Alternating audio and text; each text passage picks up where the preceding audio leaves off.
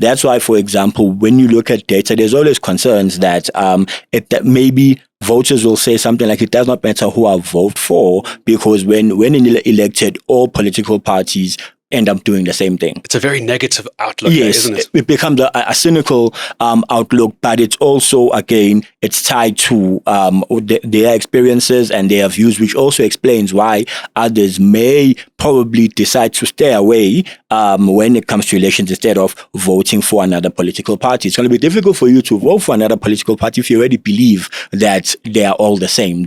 So the option or the belief that there's an alternative option is no longer there once the belief that that political parties or political leaders are all the same.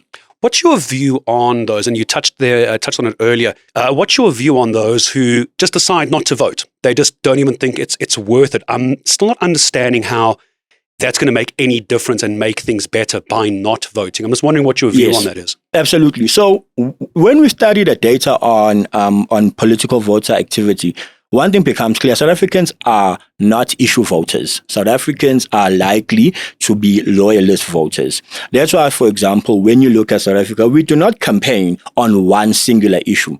The campaign is always broad, it's always service delivery, etc., etc., etc. So because South Africans are not issue voters, it means that if there is a political party that seeks to address a particular issue, their political party is not going to be able to convince voters that, look, I am going to fix this particular issue if you give me a chance. So what they'll rather do is they'd rather vote for another political party.